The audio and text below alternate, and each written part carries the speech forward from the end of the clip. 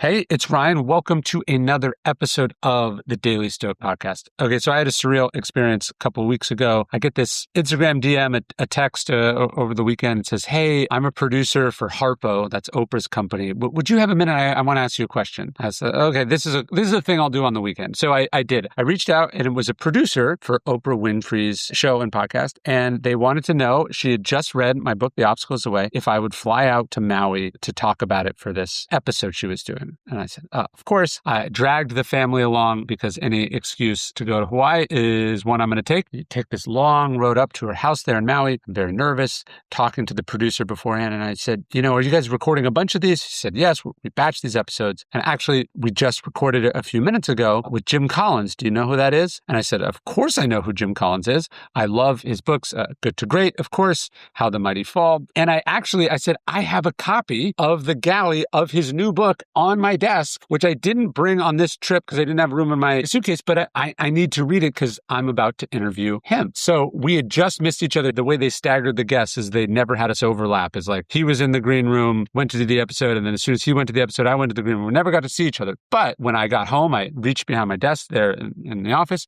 and pulled down the manuscript, and it turned out there was a lovely note in it. This is from January 23rd, 2026. It said, Ryan, I'm so looking forward to engaging with you in spirited conversation about what you read in these pages. His new book is called What to Make of a Life, Cliff, Fog, Fire, and the Self-Knowledge Imperative. He says, a spirited conversation about what you read in these pages. This is the best work of my life to date, and it transformed me in the process of 12 years, 10 years of research, and 2 years of writing. I will be super curious how reading it might also change how you look at life. Enjoy, Jim. And it did. It did change how I look at life. It is a lovely book. I've always been a huge fan of his and was very excited to get to sit down to talk with him. So I am bringing you my conversation now with the great Jim Collins, one of the best-selling business writers of all time. He's worked with every CEO and company you can imagine. And most importantly, and this is where we start the episode, he is famous for coining something known as the Stockdale paradox about the Stoic philosopher / fighter pilot, Admiral James Stockdale, on page 83 in Good to Great. In a way, a little bit of a tangent, interruption. It doesn't seem like it would be in this book about why some companies make the leap and others don't. But it's become this really famous thing, and it introduced Stockdale to a huge audience, and it's a fascinating look at sort of Stoic philosophy in the Hanoi Hilton. So that's where we kick off this conversation, and then we get into a bunch of other stuff after that. But I'll just get into it. Here's me talking with the great Jim Collins.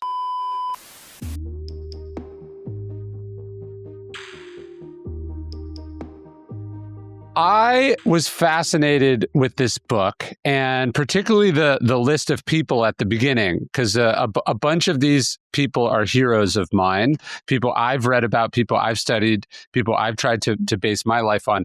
But there was one missing that I wanted to ask you about first. I know he's not a character in this book, but he is a character in this book. I wanted to ask you first and foremost, because it's where our work overlaps, about your time with Admiral Stockdale. Oh, yes. Yeah. What would you like to know? Well, take us back to that afternoon you spent together on the Stanford campus. Yeah. So it was actually really an amazing experience for me, and one of those moments in life that you can just kind of see your whole lens on life shift in a matter of minutes. And what happened was, kind of the real sort of background of the story is that I was teaching my course on entrepreneurship and small business across the street from the Hoover Institute. I was over at the Stanford Business School, and one of my students wrote his paper for my class on Admiral Stockdale, and had gotten to know him through that. And then that led to the opportunity to have a wonderful meeting and conversation and lunch and a walk with Admiral Stockdale. And a couple of interesting things that even before I had that afternoon, I first of all sat down and read. And I read his book, which he wrote in alternating chapters with his wife, called In Love and War. And for those who don't fully know the story of Admiral Stockdale, he was shot down in, I believe, 1967. He was the highest ranking naval officer in the Hanoi Hilton prisoner of war camp.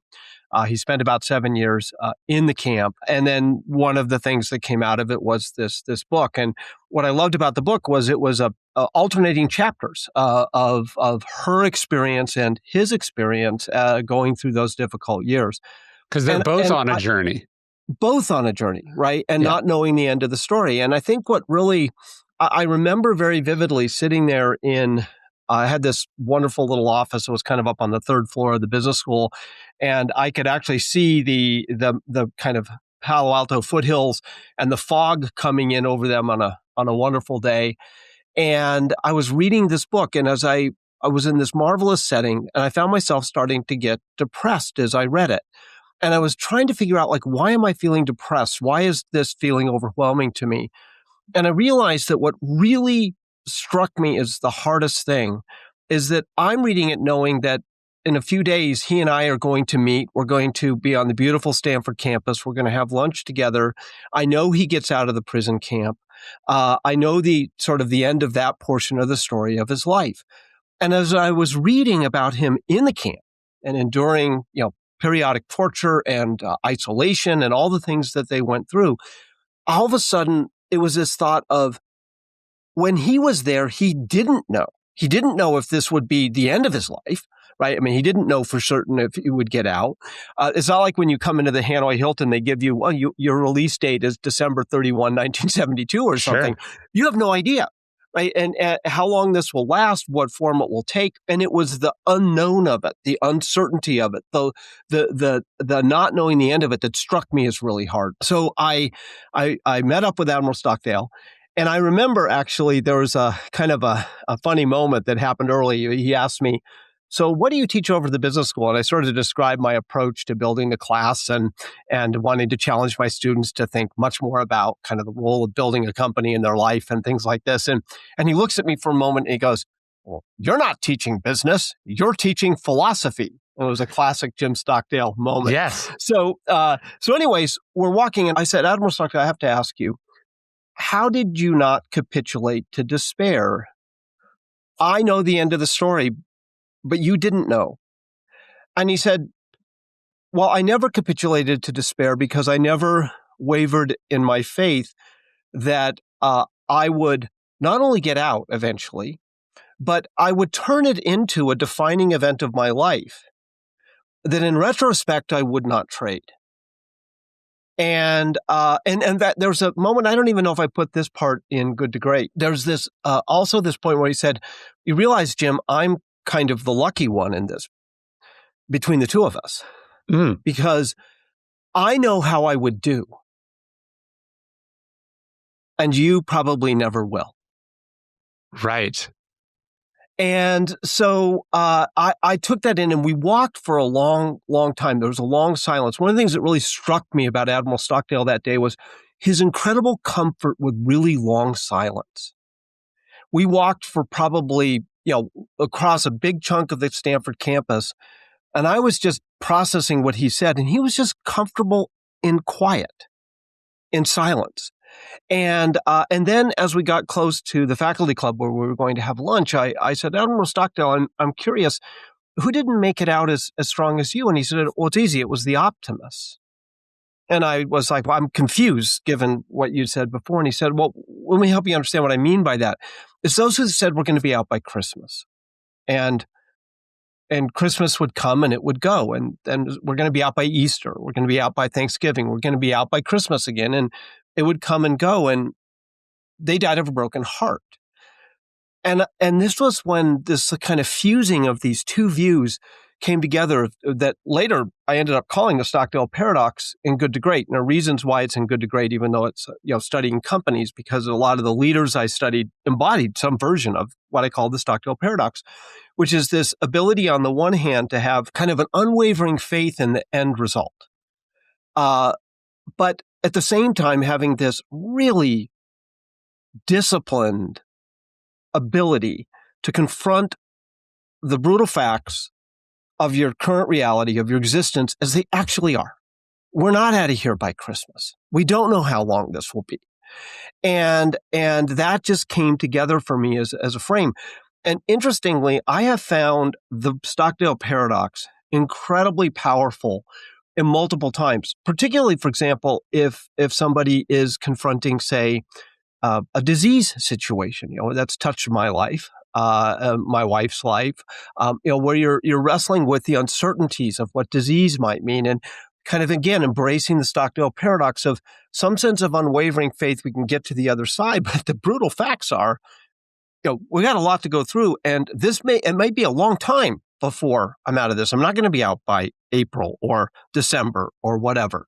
And other aspects of life, when you're going through something that's just out of your control, that Stockdale paradox has for me been an enormously powerful frame. So it's like you have one of those great teachers you meet for a moment, and in the course of a relatively short period of time, the way you come at life is like permanently altered.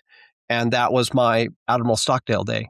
Well, I have goosebumps, and I want to tell you a little bit of a story. I'll tell you why I thought of him so much as I was reading your book.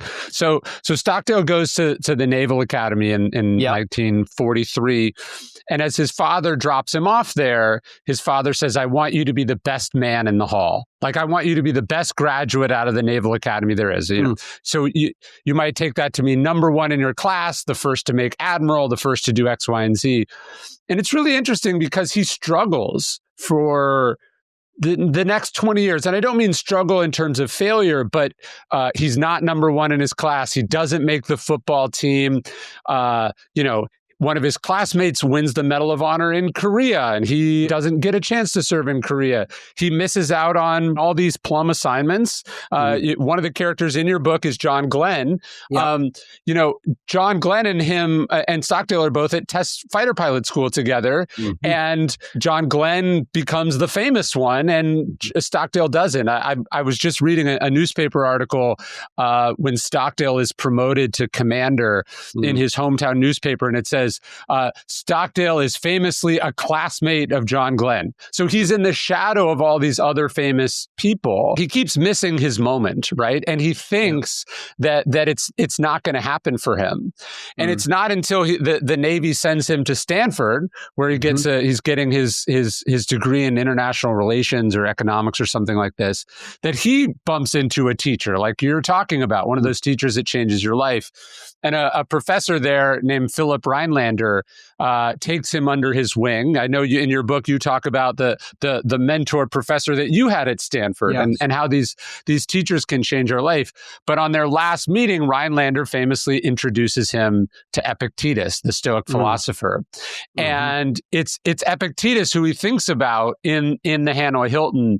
And Epictetus's main teaching is this idea that we don't control what happens. We control how we respond to what happens. Like we don't control whether we get out, but we control who we are while we're in the prison. And ultimately we control whether we make a good showing of ourselves.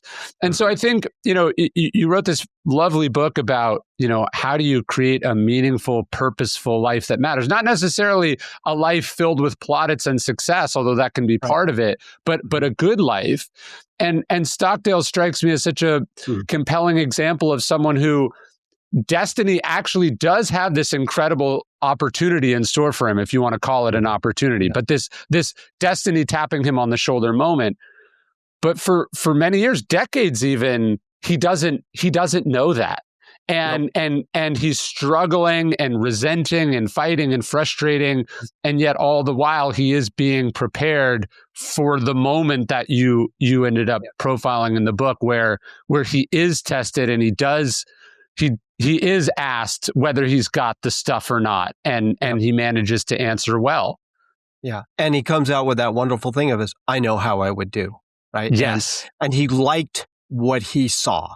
I mean, is that he had no question for the rest of his life because he did it. What's best? Like being the best man in the hall. When we're young, we so often think is the most money, the best job, the highest rank. We think of these sort of material or these objective performance metrics. But I think as you go, and some of the most fascinating people in the book, particularly that football player who goes on to become a judge, you realize that actually there's a whole other set of metrics that you're not even thinking about measuring yourself, that in the end, those are the important ones. Yeah, I think, so it's actually worth noting just here as we get into the conversation, the people that are in this book are largely folks who we would, look at as icons and luminaries, John Glenn or Toni Morrison or Robert Plant and Jimmy Page or Gerald R. Ford and Jimmy Carter, or these people, the Benjamin Franklin and Roger Sherman and Barbara McClintock and Grace Hopper, and these people who in their worlds had such a huge impact. But I only have people of that stature in the book because that's where the data is. And I really wanted to study really how they wrestle with the question of constructing and reconstructing a life and answering the question multiple times of what to make of a life. But if you're going to study people, you have to have people where you have lots of information, including some contemporaneous information. I want to go back and I want to find articles on what Alice Paul was saying about what she was doing even before she was fully in the fight for suffrage. And so you can find these articles when she comes back from England in the early 1910s, and there's these you can see how she's talking about it when she actually disembarks. But you can only do that with people whose lives allow you to do that.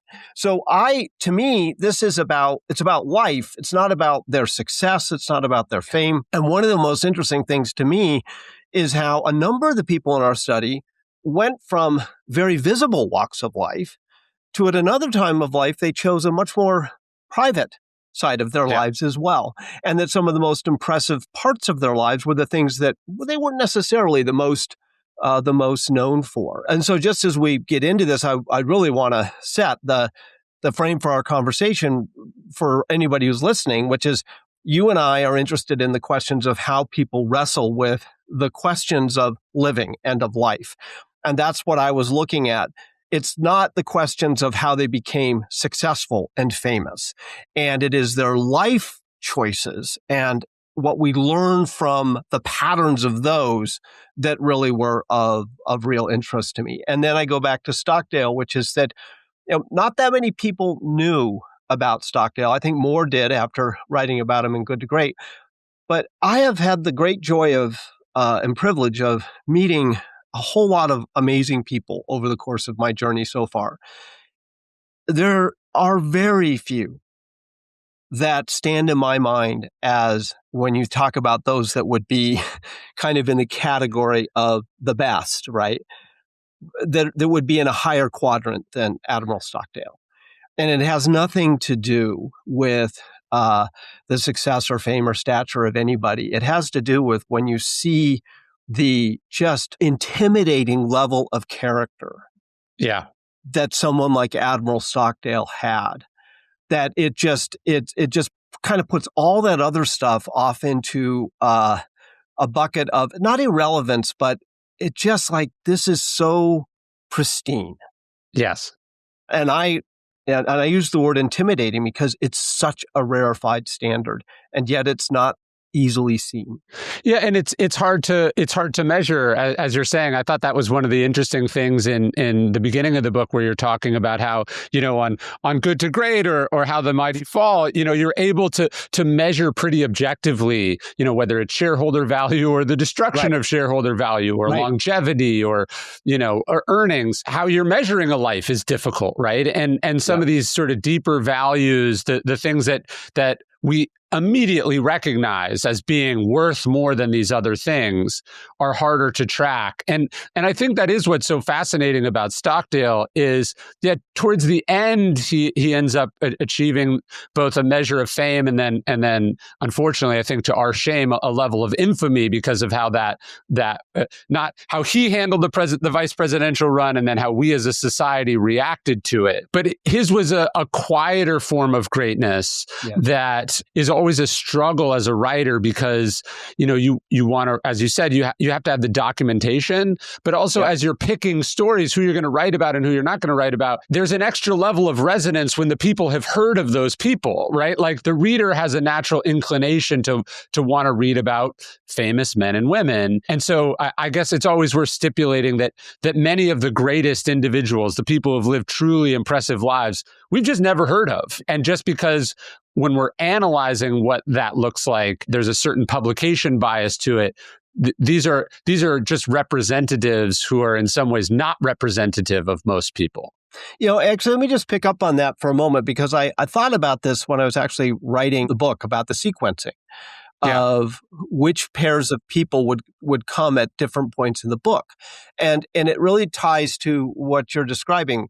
And, as you know, the basic method was looking at pairs of lives of people on a similar trajectory, and then they share a similar cliff event, which is a place where your life is really hit with an event that forces choices, big choices often, about what comes next. And maybe your life as you knew it before is over and you have to reconstruct a life after that. And I look at, whether it be famous people like Robert Plant and Jimmy Page with the end of Led Zeppelin, or Alice Paul and Lucy Burns with having achieved suffrage and facing the question of, what's the rest of their lives. But, as I was picking, I could have picked any pair of people for any chapter. So each concept in the book, all the pairs, all the people in them reflected the concept of that. But I had to pick which pair I would highlight for any given chapter. And I made a choice early, which is that in the opening chapter, my first pair of people, I thought really hard who should be the opening pair for people. And I picked Barbara McClintock and Grace Hopper. And the reason I did that, one of the reasons I did that, there were multiple reasons, including they were amazingly good illustrations of what the first chapter, first key chapter after the intro chapter lays out. But also, not a lot of people know Barbara McClintock. Yeah. Right? And so when you meet her, so if you met, say, Jimmy Carter and Gerald Ford in chapter 1, or somebody much more sort of visible roles, you'd have a preconception as to who and what they are. Yeah. But because you've likely never really encountered Barbara McClintock, and not that many people, even Grace Hopper in computer science before, you can engage with them as people, because you're meeting them as people for the first time. You're not meeting their persona, because Barbara McClintock doesn't really have a larger-than-life persona for most of us. And Grace Hopper, unfortunately, hopefully she'll have more of one, because I think in the world of computer science, she's one of the figures that is the most seminal in all of history. But you could then engage with them as human beings, right? Not their persona as human beings. And you'll notice that a number of the more well-known people, I sort of stacked towards the end of the book, because I wanted people to meet them as people, rather than personas. Yeah, people wrestling with the same stuff that people have always had to wrestle with, which is, what do you do next? What actually matters? How do you bounce back from adversity? How do you get through the fog? Totally. I mean, one of the other characters I loved in the book, and happened to be a classmate of Stockdale's at the Naval Academy, was Jimmy Carter. Yep. And the idea that his cliff was not being president is such a fascinating thing. And he actually was a great president and did a lot of great things and held the office well. But the idea that actually his greatness came after he was no longer president strikes me as a pretty sort of powerful call to all of us, that you think your best years are behind you, or you think your best shot is behind you, but actually that's a choice you get to make. I think it's a wonderful pair to bring up, Gerald Ford and Jimmy Carter, Gerald R. Ford.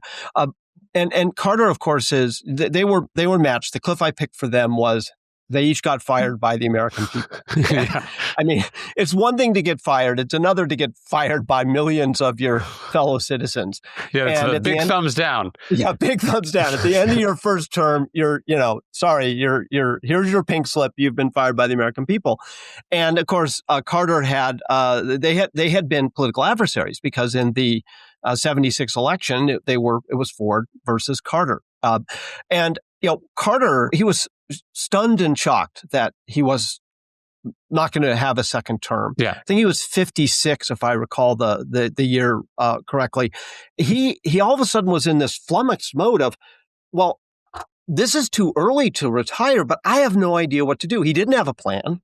He didn't really know what was going to come next. In fact, it's fascinating. Kind of the first thing that happened when they returned to Plains is he's like, let's go up and they began like remodeling the upstairs attic of the house. It was just, I kind of lose myself in doing this. And I think he was even in debt, right? Like, I think the business was in turmoil. Like he actually left the presidency in worse shape than he entered it.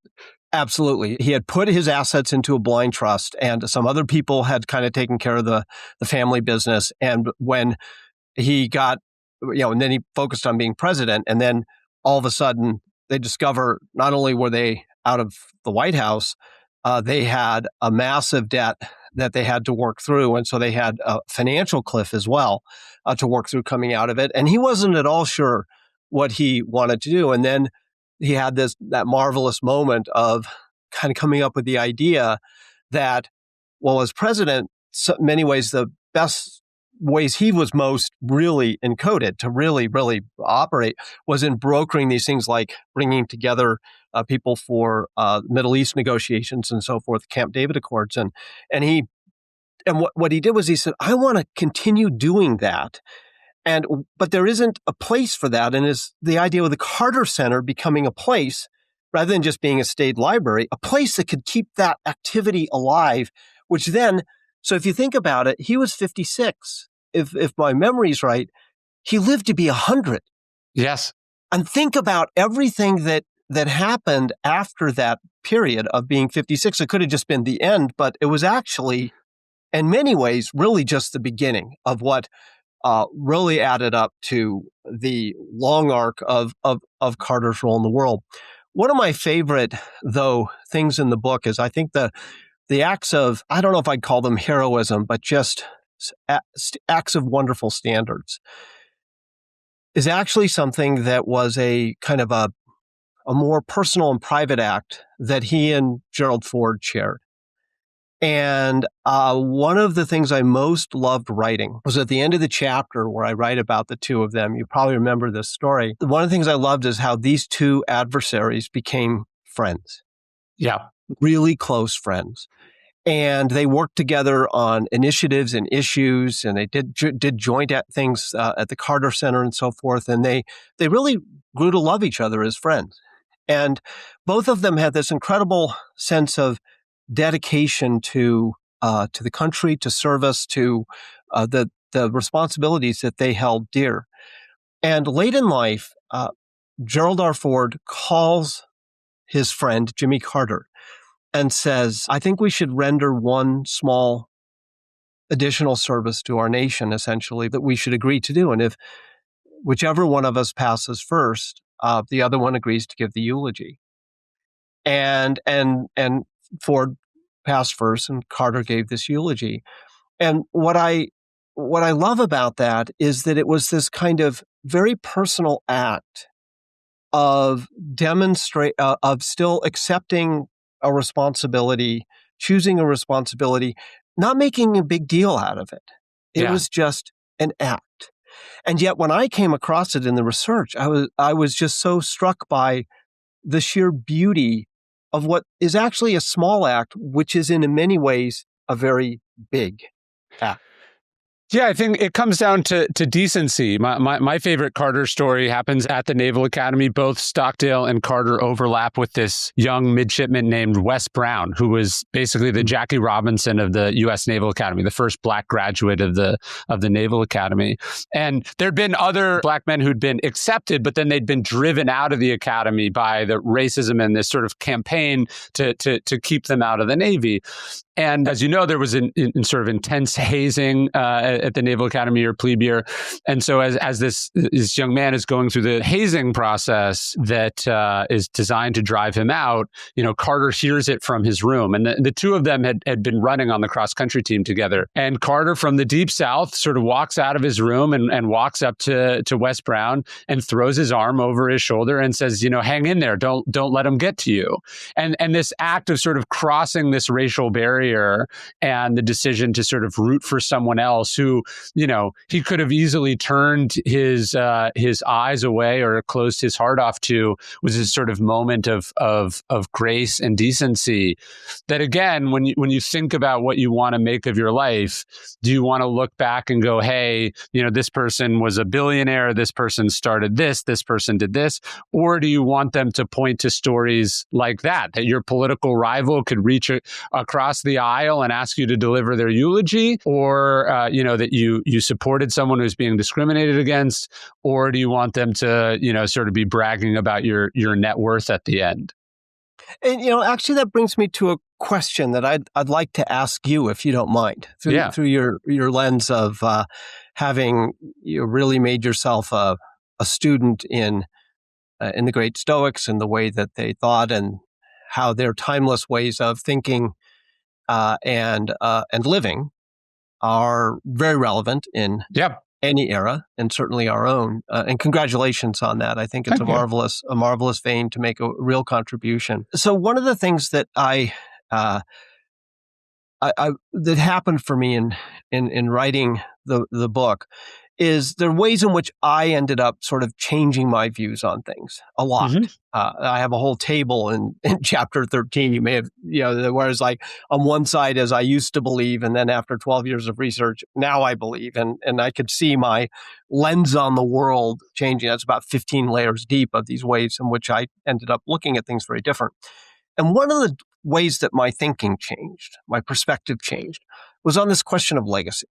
Because people think a lot about like, what's my legacy? How will I be remembered after I'm gone, and so forth. And what I was really struck by as I studied the lives in this work over and most of them have passed away, so was able to look at them all the way up to the end, is how absent the concern about legacy was in the way they spoke and wrote and kind of went about their lives.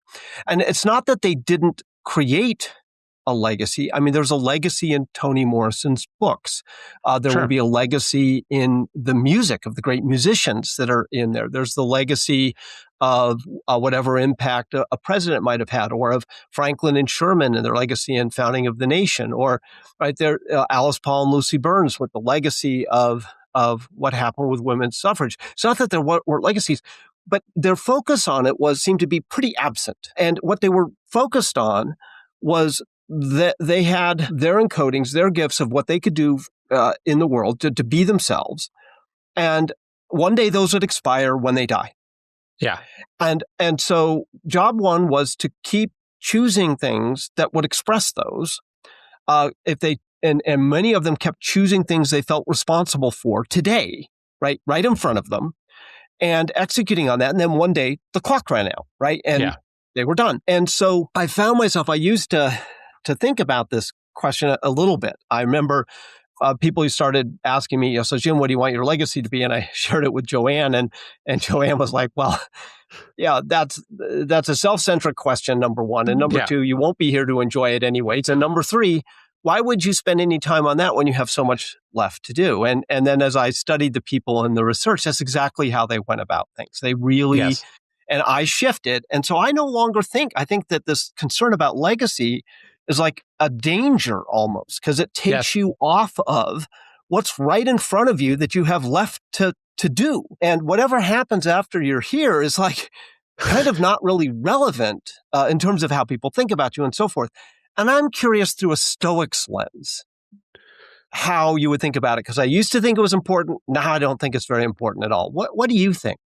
It's something the Stoics talk a lot about. One of the fundamental ironies of Marcus Aurelius' Meditations is you're reading a book that is still a bestseller 2,000 years after it was written by one of the most famous people and powerful and beloved and admired people of all time. And what he's talking about over and over again is how worthless legacy is. He says, people who long for posthumous fame forget that they won't be around to enjoy it. He says, this Alexander the Great and his mule driver, the same thing happened to both of them in the end. And then one of my favorite passages is he lists all these famous people from the recent and not recent past in his time. So, he Mm-hmm. lists Vespasian, who was an emperor like 3 or 4 emperors before him, and a handful of others, their main advisors and their powerful generals. And he goes like, how unfamiliar these names are already, right? And how quickly even the biggest, most powerful people are forgotten. And I think that's, I came to Good to Great a little late. It had probably already been out several years by the time I read it. And so I thought I had an interesting experience going, wait, is Circuit City in here? Or,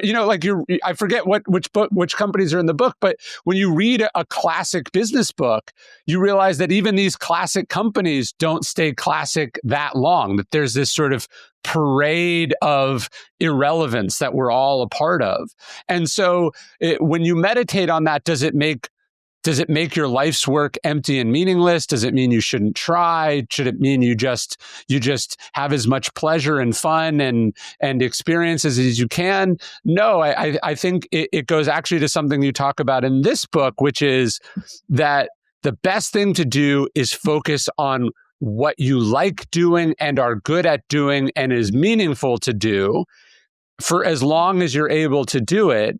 And you detach from results, and you detach from recognition, and you detach from that idea of legacy, and you get all the benefits you can from it now as a person who loves what they do and believes what they do is having a positive impact. To me, that's the legacy that you get to enjoy. And then any other legacy is for the people who come after you. It's interesting. I was really struck by how most of the people in the study, and I think there are some things that they did that were just brutally difficult that they did. Sure. And it's hard to say, well, how did they love some of the really hard things that they did? But for the most part, a lot of what was happening is the intrinsic satisfaction, the intrinsic joy of the actual doing, right? It wasn't the romantic idea of I want to be a writer. It was the love of the daily process of writing, or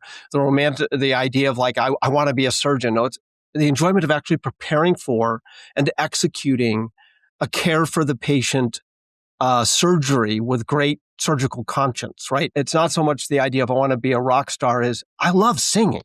Yes. I just want to sing. Right. And Bruce Springsteen has talked about how it's called playing for a reason. And he loves to play music, that's the joy of it. Yeah. And you never know. That's the other thing. One of the things that was fascinating to me in the as I just kind of looked at the different lives is often how what they were doing, they had no idea what impact it would have. So I think about my 2 writers, Toni Morrison and Barbara Tuchman. And Barbara Tuchman was off study. She was just fascinated with whatever subject of history she picked up and decided to learn about, right? And then she ends up writing this book, The Guns of August. And one of my favorite little stories in there is about how there are a series of sort of chances. President Kennedy reads The Guns of August, which is about the start of World War I and how basically a bunch of forces, when they finally got locked into place, even the most powerful people in the world couldn't untie the knot, and we had the great calamity of World War I. He happens to be reading Tuchman's Guns of August before the Cuban Missile Crisis, and then ends up applying the lessons of those opening days of World War I through her book to say, I don't want this thing to be the missiles of October. We have to leave enough slack in the rope so that Khrushchev and I can find a way to a peaceful outcome here. And eventually they work through the Cuban Missile Crisis.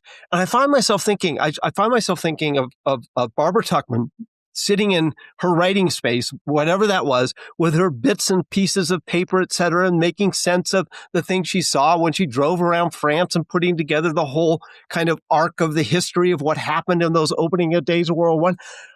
I'm 100% certain she wasn't thinking, and then the president will read it and we'll avert a nuclear war and we'll all be alive, right? I mean, That's not on her mind at all. She's just writing her book.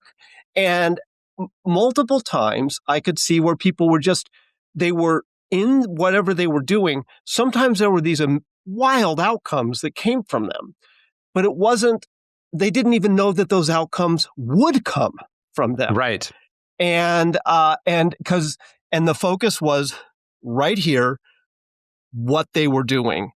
And the outcomes were often enormously unpredictable. Yeah, you don't influence a president and change the course of world events by sitting down to write a book to influence the president. You influence the president because you love history so much that you put something down that is of value. Another great example of this is the book The Great Influenza by John M. Barry. He becomes fascinated with the Spanish flu, and he writes this book about it that George W. Bush reads and creates a pandemic preparedness division inside the White House because of this book. Like you have to love the thing so much. And I think maybe it's Toni Morrison you quote in the book, like the only reason to write something is because you can't not write it. And so you have to find what that thing is. And then that passion and that commitment and that fascination creates something that is infectious and compelling to others. Sometimes, not always, but also at the very least, even if nobody had read Guns of August, Barbara Tuchman succeeded because she enjoyed writing the Guns of August. Right. Yeah, and it's interesting. There's a wonderful line I think I put in there from Toni Morrison where she says, "If all the publishers disappeared overnight, I'd still write my books." Yes. Which means the fact that it was published was extra on like she did it because she enjoyed it, and then all of the success was extra, which I think ties back to Stoicism. Like this is the idea of like, hey, the part you controlled, you did well, and then you got lucky, right? You got lucky in the sense that it lined up. But this idea of loving what you do and doing it for that reason, you have the converse in the book too. You talk about the curse of competence doom loop. Walk me through that. Yeah. So first of all, kind of zooming way out, kind of to put that in perspective. As you know, one of the kind of ways I came to understand the way life works at its best is this idea that there are times when people are kind of in frame and out of frame. And what for those who might be listening, what that means is the idea that we all have kind of a set of encodings, right? And you have different encodings than I have, and they're like a constellation. It's just they're these capacities we have within, and then they're awaiting discovery through the experiences of life. So we were talking earlier about Admiral Stockdale, who I think is, when he ended up in the Hanoi Hilton, it was like the frame of his life. He was incredibly well encoded for leadership in that situation. He'd been training for it without knowing it his entire life. Exactly. And then boom, he's in frame, and he was the perfect leader for that setting. And what I saw is that as the frame of life would shift at different points in your life, the frame of your life would only maybe capture a small set of your encodings, and then another shift in your life, a big bright set of those encodings would come through the window. So we were talking earlier about John Glenn, and there are times of his life where he was kind of out of frame, right? He was studying chemistry and thinking he might try to become a doctor. That wasn't working very well. Sports didn't work very well. His parents hoped he might come into the family business. That didn't really. And then he, through a series of kind of almost accidental steps, ended up being able to get his pilot's license and learn to fly. And all of a sudden, these encodings came flooding through the window. He's in frame. That comes to an end. And then there's a time when he's out of frame, goes to work at Royal Crown Cola. One of my favorite little details is that at Royal Crown Cola, where he's an executive, is almost 10% of his life, but it's 0.2% of his memoir. And so it kind of shows that it's just kind of like a time that it was fine, but it wasn't like what he was when he was It's the dog that didn't bark. It's revealing. It really is, exactly. And then back in frame as a senator and so forth. And being in frame means three things. One, a big set of your encodings are coming through the window. Not all of them, because you never find them all. Two, what matters to you is not the money you make from it, but you flip the arrow of money so that the purpose of money is to be able to do what you're encoded for, Yes. rather than the purpose of doing what you're encoded for is to make money, right? The arrow flips. And the third is that it's something that really ignites and feeds the fire within. It just, boom, the fire just goes, just big, bright ignition of fire. And when you have all three of those, you're willing to flip the arrow of money, you're encoded for it, and it really feeds the inner fire. You are really in frame. Okay, so now let's go to the curse of competence doom loop. So the curse of competence doom loop is when you start down a path where through hard work and discipline and where you happen to be working or doing whatever, you're doing something at which you're kind of out of frame. You're good enough at it, right? You're not necessarily, it's like being at Royal Crown Cola for John Glenn, right? Or taking chemistry classes like John Glenn. He would have become a doctor. And through hard work and discipline and good personal habits and so forth, you can become competent and maybe even successful at it. And what happens then is because you're doing that, you get better at it, you get more opportunities to do more of what you don't really love to do and what you're not really encoded for because you're reasonably competent at it. And then you get better paid doing it. And what happens is that you spend more time becoming better paid at doing something at which you are not really in frame. The years go by, and then one day you wake up, you're 10, 20 years down the road, and you realize that you're in an activity at which you're reasonably well compensated, but you're not really in frame. It doesn't really capture some of the best of your encodings. It doesn't really feed the fire. And the reality is you never really flip the arrow of money because the reason you're doing it is because it makes you the money. And then, boom, you are in the curse of competence doom loop. And anybody can end up in it. I have great compassion for people who have this because there can be very noble reasons for why you ended up going down that path. You're caring for your family. You're supporting your parents. You're whatever the reasons might be. But the more time you spend there can be harder and harder to escape it to eventually end up really in frame the way the people in our study did for phases of their life. And there were times that they were out of frame. I think that's one of the really big things about all this is that the die is never fully cast until the entire life is written. Right. And what's so powerful about looking across entire lives through these lenses is you can see times when they're even lost and they're really out of frame and they're really confused and they're absolutely in the fog. And then they can end up in a time when they really are in frame and everything clicks. And in the same life, you can have multiple cycles of that phase, of that phasing in and out. And that is actually something that when you go into a time, when you feel like I'm out of frame, just isn't, it's okay or it's terrible or it's whatever, it's not the end of the story. Yeah. It's never the end of the story until it's really the end. And don't you think part of the problem with being sort of highly competent at something that you don't truly love or you aren't truly made for, you can pull that off provided everything is going pretty well, right? And what I think can happen, the real doom is when you are competent but not locked in, and then you experience adversity or difficulty. You come to a cliff, as you're talking about. Yeah. Because the compensation or the recognition or the social acceptance, none of that is going to be sufficient to get you through that truly difficult period. That's the danger of it, I guess. I think there's multiple. I think being comfortable in it for a really long time is also a danger, right? Because you could end up just having decade after decade after decade pass by and maybe never end up with the satisfaction of being in frame the way a number of the people, all the people in our study did at certain chunks of their lives.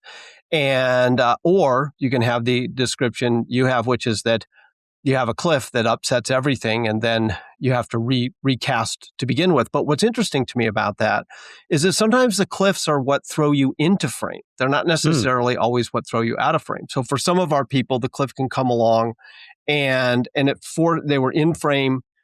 Then you have the end of your test piloting astronaut career. You go into a phase of being out of frame. And so the cliff is, I'm no longer an astronaut. I'm no longer a test pilot. I'm no longer a fighter pilot.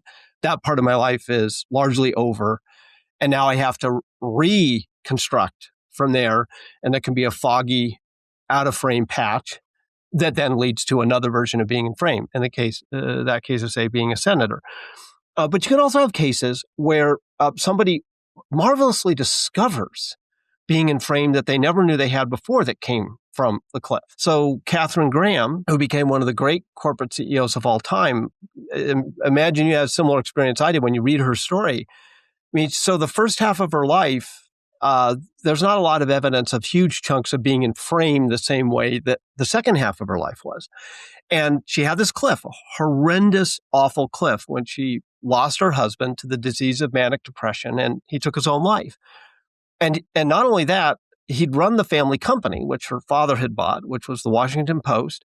And so she had kind of this second aspect of the cliff, which was what should happen to the company now also. Right. I have to deal with this, but also I've now got this question of the company. I've never seen myself as the leader of the company. When one of her friends said, well, you could always run it, she was like, oh, no.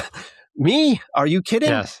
And yet, as she stepped into it, and it was a series of steps, eventually what happened is the window frame shifted, and she discovered, to her great joy and astonishment, that she had within her an amazing set of encodings for her corporate leadership. And once that clicked into frame, she became the Katharine Graham that was so beautifully well constructed for leading through some monumental, courageous episodes. And so I think sometimes what happens with these cliffs, because that's the construct of the study, is looking at into the cliff, through the cliff, and out of the cliff.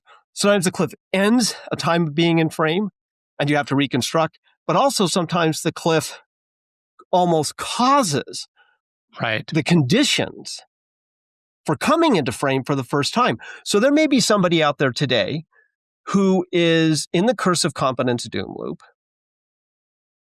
and their career is going to get wiped out by AI. And that'll be a cliff.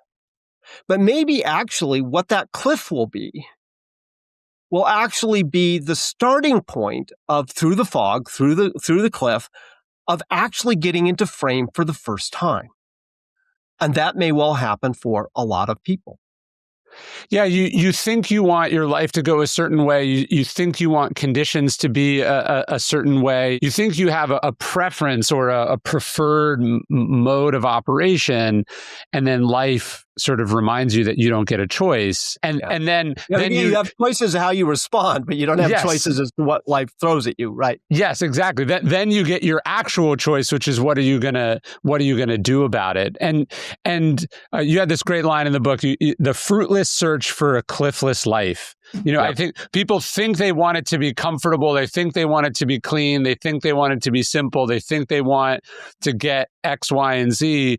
And you don't actually know. Like, you have no idea that that's actually the best way for you. And almost certainly it isn't. Because when you look at the lives of the people you admire the most, that have the most impact, that have sort of become what they're capable of becoming, you cannot not notice how adversity and difficulty and seemingly bad breaks turned them into that. Yeah, I think it's interesting because I had picked the cliff construct because I just thought there are lots of reasons I picked it. But one of which is I felt that it would be a really powerful way to sharpen the lens on the question of how people answer the question of what to make of life, because a cliff can become such a stark moment that you, at partway along the way in your life, you have to answer the question at least maybe a second time, like, gosh, everything has changed around me. My life is fractured under my feet, or I accomplished what I set out to do, or whatever it is.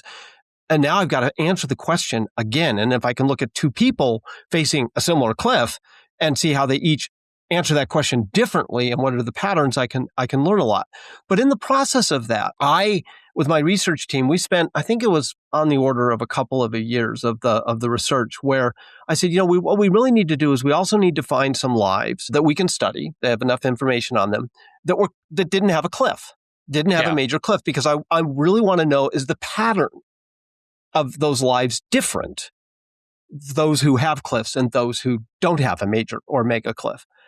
And this was one of those wonderful things that happened in the research, which was in a certain sense, we had a disappointment, which was we couldn't find anybody that met the test of a cliffless life, which was actually not a disappointment because it was a great learning.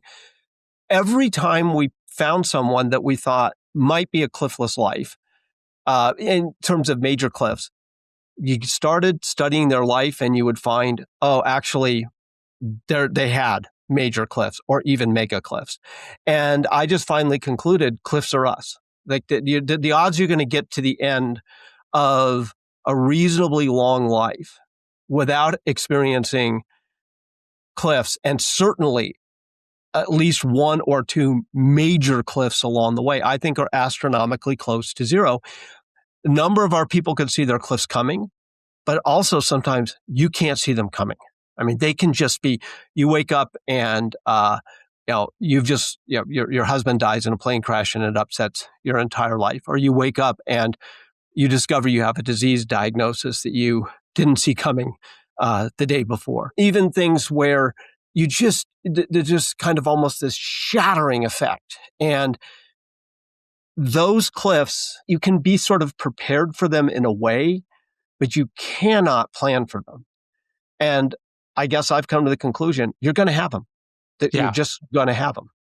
Yeah, I think some of those events are external. It's a war, it's a shipwreck, it's an economic disaster. And I think the reason you can't find a truly cliffless life is that we seem to do a good job of creating them for ourselves if they're not external, right? You wake up one day and you realize you don't like what you do anymore, or you have a crisis of faith, a religious crisis of faith, or a political awakening. There's going to be those transition points, those moments of awakening or insight or truth, whether they originate from inside or outside. The question, or as you said, the place we have a choice is, do we take them seriously and change in light of them? Or and maybe this is sadly more common than it needs to be. Some people just keep on trucking and ignore it and don't take what they can out of it. And that's the real shame of it, I guess, is when you come to one of those cliff moments and you don't get that growth or insight out of it. What you were talking about, people kind of almost bringing about their own cliffs. And we do have cases in the study where people played a real role in what became a cliff. We have the two people who were in Watergate and they were in the Nixon White House. Sure. They very clearly played a role in what ended up then going to prison and being disgraced and having to reconstruct their lives out of that. They really did play a significant role in the major turning cliff of their life. There are other cases where just the role you've chosen in life is the one that has a built-in cliff. So if you're a professional athlete, right? We have professional athletes or people who were gold medal skaters or professional football players in the study where you are doing something that the cliff is inevitable. You're not going to be playing all pro defensive linemen at age 60. It's just not going to happen. And so you have these other times where it's like, I've chosen a path that has a built-in cliff.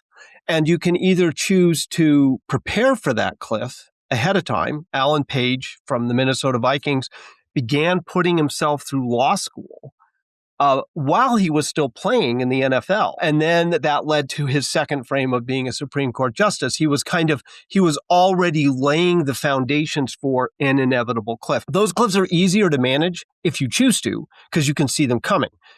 Then there are the ones you just can't see coming. One thing I've found with CEOs, and I have spent a lot of time in the world of business leadership and CEOs and people running large organizations, for-profit, not-for-profit, and so forth, they are often very unprepared, even though it's almost inevitable that it's going to come, for the end of their executive careers.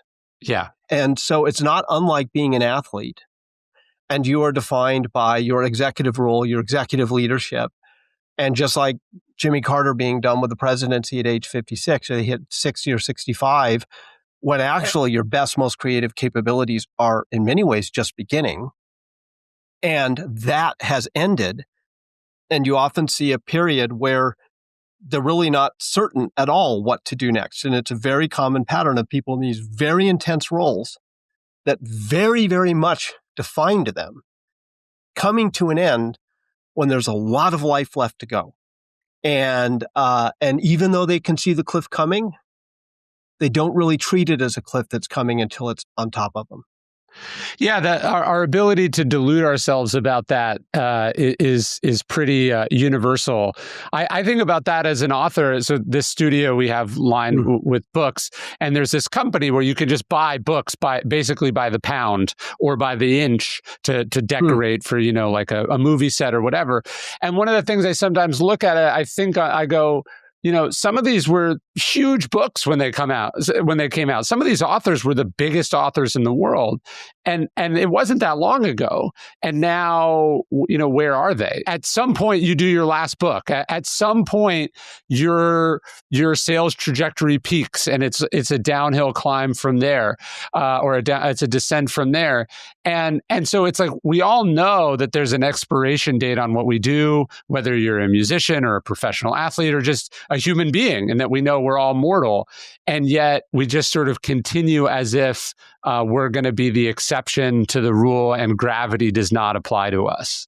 Okay, so can we spend a moment on this? Because I come at this with a really different view, a different lens after having done this study. I absolutely agree with you. There is one for certain expiration date. Yes. And that is, we don't know what it is. We don't know what it is. Whatever your expiration date is and my expiration date is as a person on this planet, we know that it will come. We know that life is kind of the ultimate punch card, right? Yeah. And the Warren Buffett idea of you only have so many punches of investments. Well, life's like that.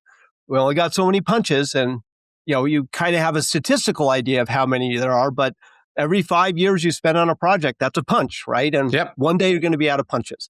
So we know that. So there's an expiration date. But one of the things that I get very animated about this, so you'll have to forgive me if I get animated about this. This idea that our best, our most creative, our most impactful, things we do in our life are going to be earlier, and that later in life is going to not compare well to that, and that it's going to be like this and sort of like this kind of cycle down. This study, one of the most uplifting things for me from the whole thing is that is inverted for me. I actually reject the idea now that our younger selves have to tower over our older selves. And I was so struck by the number of spectacular things that the people in our study did late in life. There's that wonderful little statistic in the book of, if you take all the pages of the major biographies of Benjamin Franklin, and you ask what percentage of the books are left when Franklin turns age 60. And the answer is 53%. So he hits age 60, and over half of what is going to be most interesting, creative, spectacular of his life is yet to happen. Toni Morrison didn't write Beloved till 56 or publish it.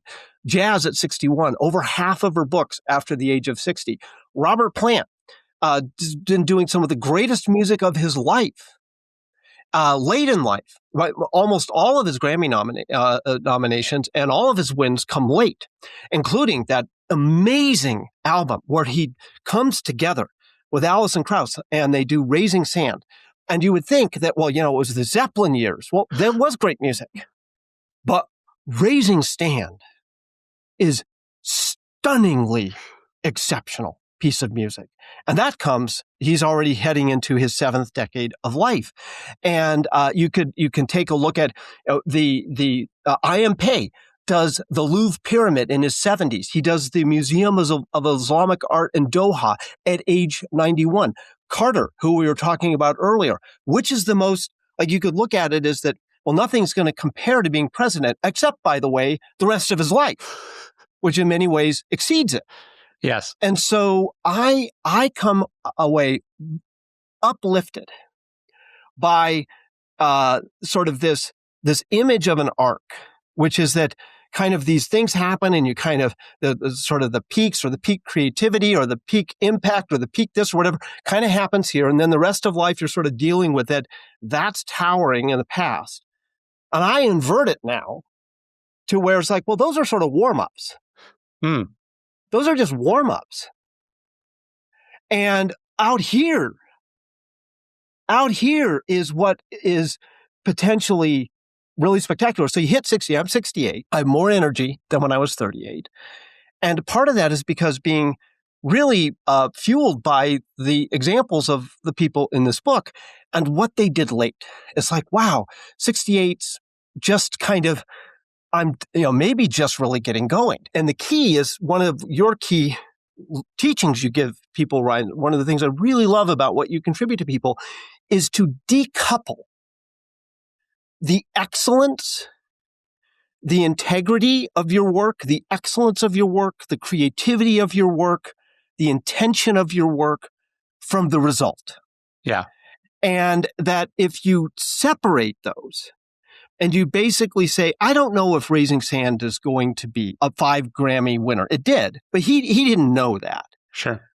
But the point was to blend his voice with a voice that sounds like an angel, to learn how to sing as a duo rather than a single, to reimagine even some old Zeppelin songs in bluegrass and do new pieces of music and create this spectacular album. That had ended up having a great result. Is phenomenal. But even if it hadn't, he still would have done it. Yes.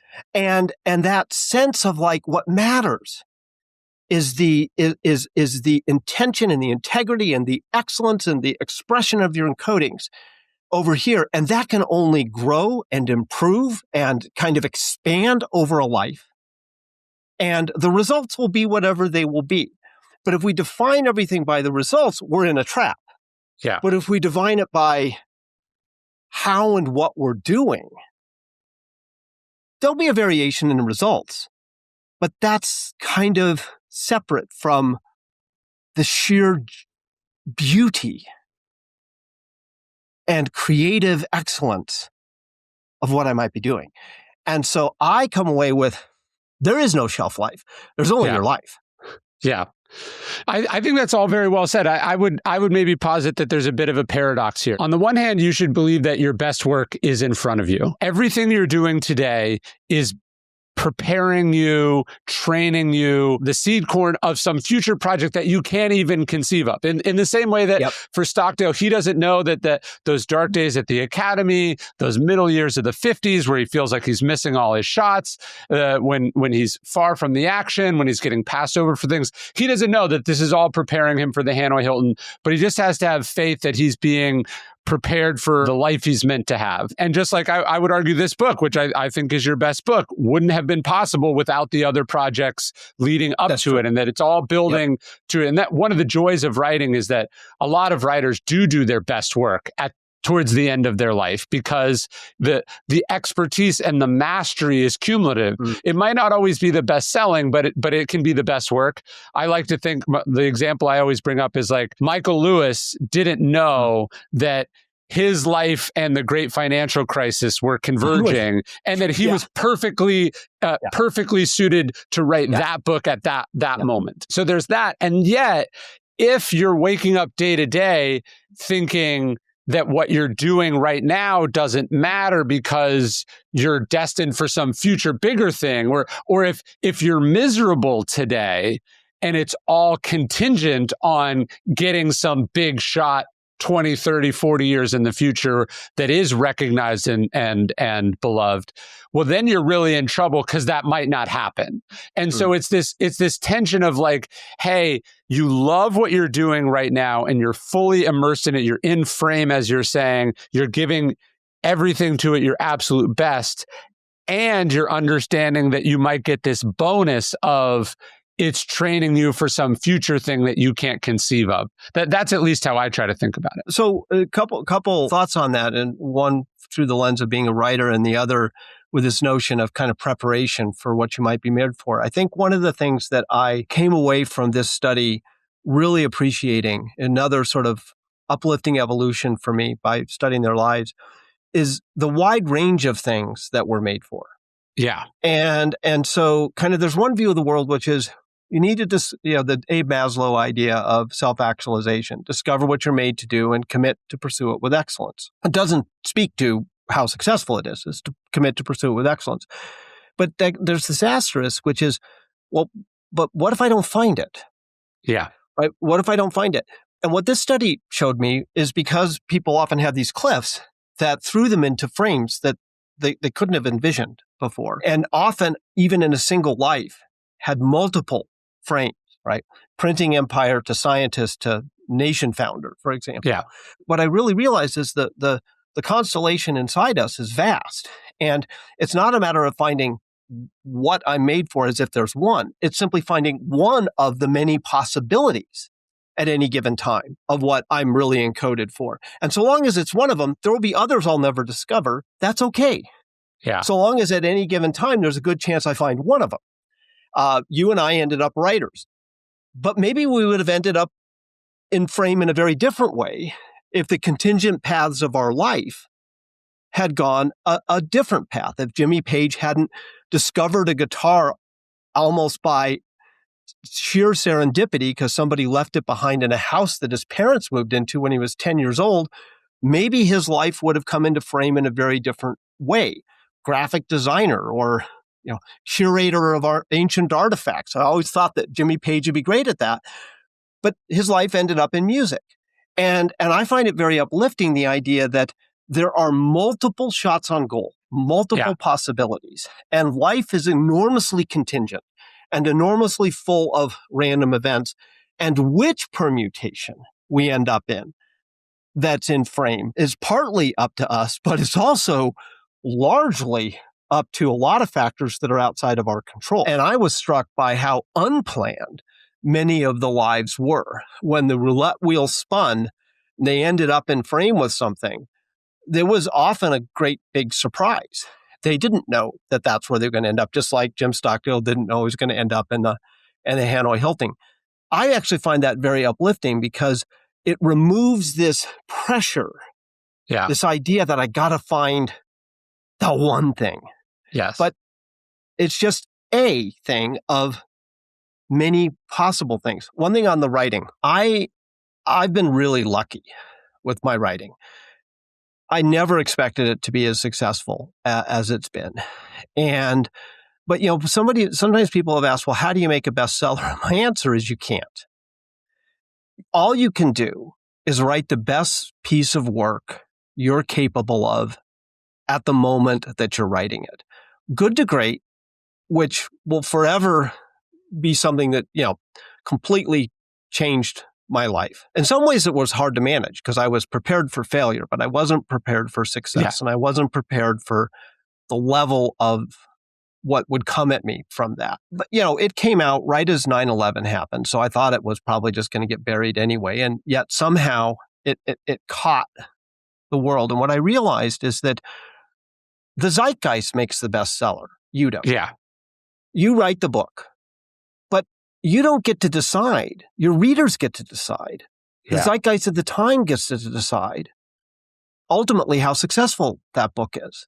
Right. And so you can't make a bestseller. I mean, I suppose with just your, there's certain things where you have a platform and, that guarantees a certain number of readers and so forth. But the real take of a book, the only thing you control is ultimately what's on the pages of the book.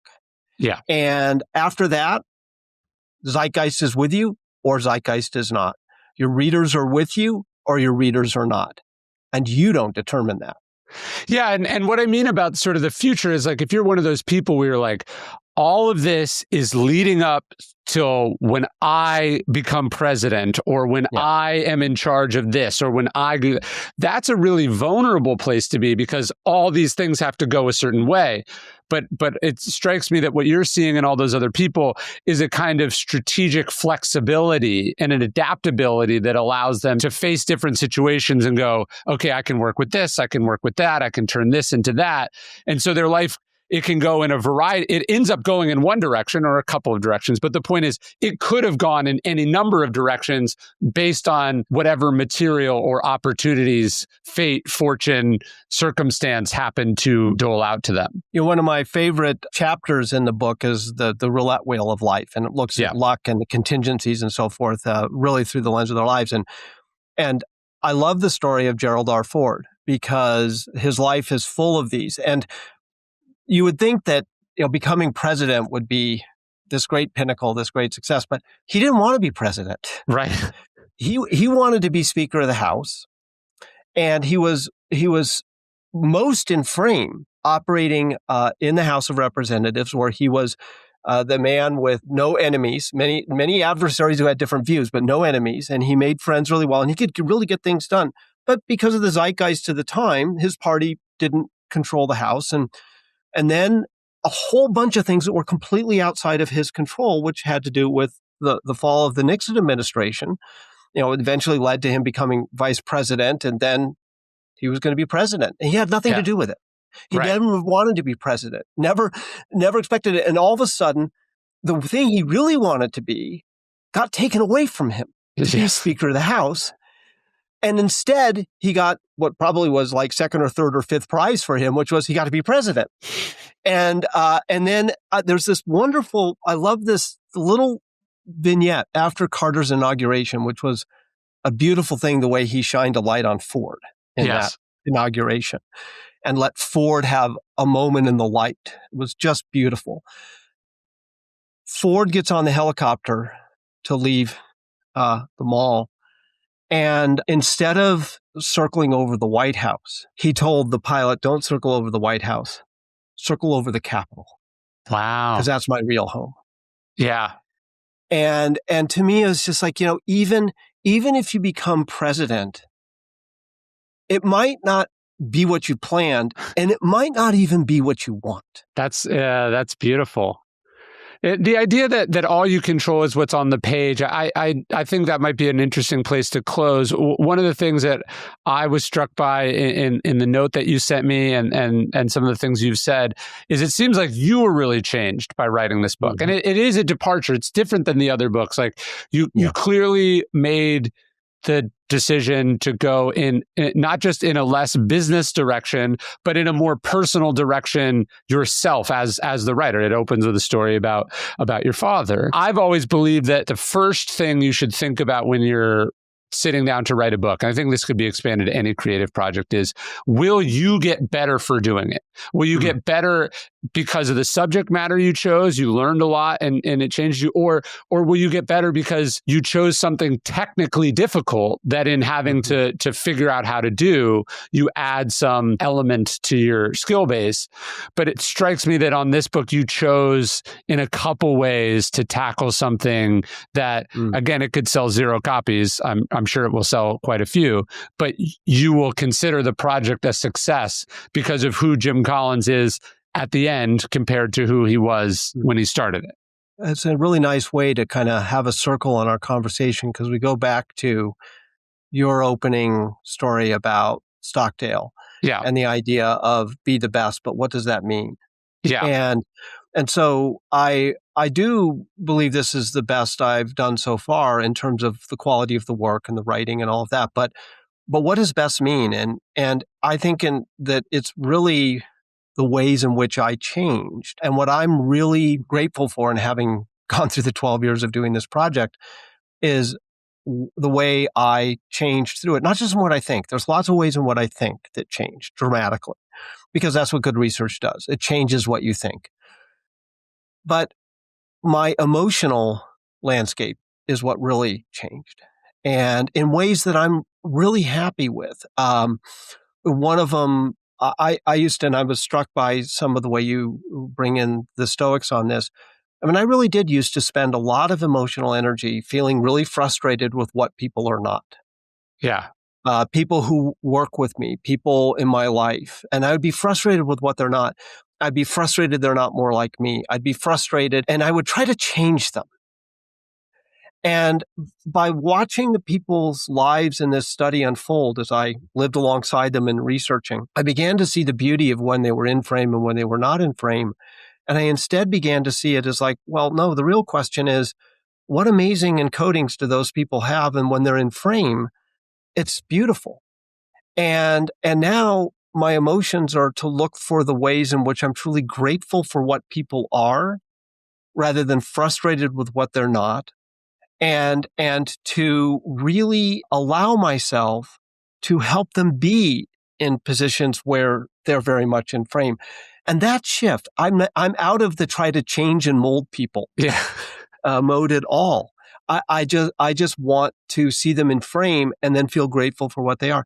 This whole notion of a worthiness hierarchy, I think I carried around in my head a lot of kind of this idea that there's the big visible impacts and the things that if you did something like the 19th Amendment, it's somehow more worthy than something else that might be less visible in the world. Maybe even making the most beautiful Zen garden in your backyard. That's changed for me. I don't want to look at people through a worthiness hierarchy. Are you more worthy than this person? But rather, are you in frame and excellent with what you do, regardless of how visible it is?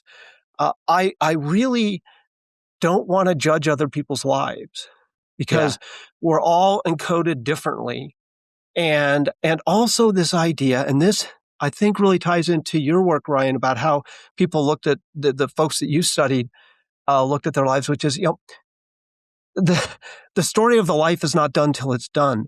And the impulse to kind of judge a life partway in progress, or to be frustrated because somebody's been in the fog for a long time or whatever, right? To realize that there's still a lot of this story yet to be written. Yeah. And if maybe I had met Admiral Stockdale when he was a young lieutenant or something, or I guess, just before becoming commander or whatever, is kind of say, well, maybe I would see him differently when I knew the whole story, but actually to kind of look at it and say, inside this person, I don't know the whole story of their life. Yeah. And what's yet to come could yet be some of the most wonderful, glorious things yet to see. Do not judge. Yeah. And those are ways in which I really evolved because of studying these lives. And in many ways, if you think about what makes better, it's what happened to me that is how I see the best part of the book. You can't see it exactly because you're not inside me. Yeah. So however many people read it, I hope people do read it because I think it will create great conversations in their lives. I want them to share it and discuss it. But the worst case scenario is, I think I'm a better person for having gone through the journey of doing it. It was a good use of the time you put in it already. Everything else is extra, which is the best place to be on the eve of a book launch. Just to be clear, I think it will be and certainly deserves to be a bestseller. I loved the book. I think it's right there alongside the others, and it's been an honor to chat. It has been an honor to chat. Keep up the great work, Ryan. Thank you. I love how you know how much I value principles that last, right? Real, durable, ultimately human ways of looking at things. And I love the way that you've gone back to people like Marcus Aurelius, like Seneca, people who, it doesn't matter that they lived all centuries ago. What they saw and understood is deeply true and powerful. Everybody thinks that everything profound has to be new, and now it does not. That's very well said. Well, thank you very much.